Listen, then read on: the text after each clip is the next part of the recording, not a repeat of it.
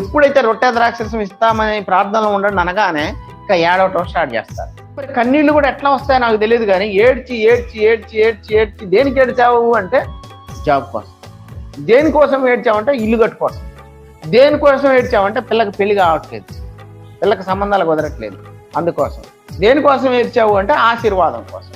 ఎట్లా ఏడుస్తూ ఉంటారు వాళ్ళని గమనించేది నేను.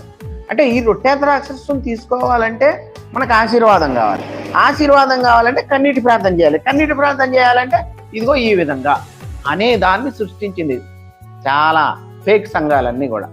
ఫేక్ మాస్టర్స్, ఫేక్ సంఘాలు ఉంటాయి కదా, అబద్ధపు బోధలు చేసేవాళ్ళు, వీళ్ళంతా ఇలా సృష్టించి వాళ్ళని ఆ మాయలు, ఆ మత్తులు, ఆ మైకోలో ఉంచారు.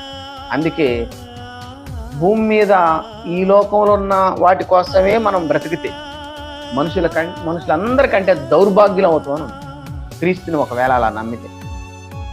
అందుకనే మనము నేర్చుకోవాలి ఇక్కడ మెయిన్ ఆయన శరీరం తినటం, ఆయన రక్తం తాగటం అంటే ఏంటంటే ఆయన ఎవరు? వాక్యం. ఆ శరీరధారిగా ఉన్న యేసుక్రీస్తు కృపా సత్య సంపూర్ణుడుగా మన మధ్య నివసించెను.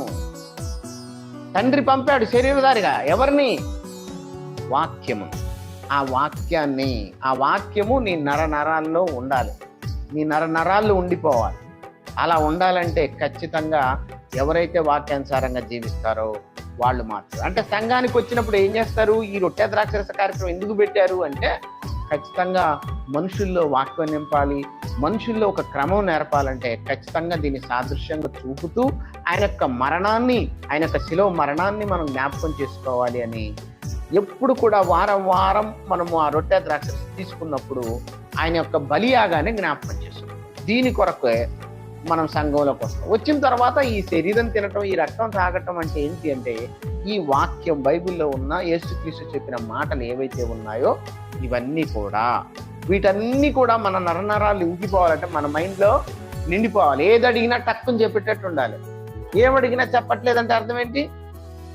ఏదో ఉత్తిగా రొట్టె ద్రాక్షరసం తీసుకుంటావు కదా, మనం తీసుకొస్తే ఇప్పుడు ప్రార్థన చేసి ఇస్తాం అందరికి. ఏంటి? ఇంత ద్రాక్షరసం పోసేసి ఇంత రొట్టె ముక్క ఇచ్చేసి, అవునా? ప్రార్థన చేసి మీరు తీసుకొస్తారు, నేను కూడా ప్రార్థన చేసి దాన్ని కృతజ్ఞతాస్తుతులు చెల్లించిస్తాను, మీరు కూడా తీసుకుంటారు. ఆ తీయగా ఉందో సప్పగా ఉందో మొత్తానికైతే ఉంది, తిన్నాం, అయిపోయింది. అది కాదు కదా. ఏంటి ఇది?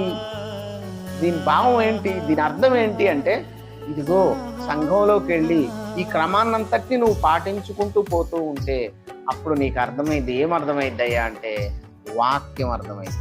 వాక్యము నీ నరనరాల్లో ఇంకిపోవాలి.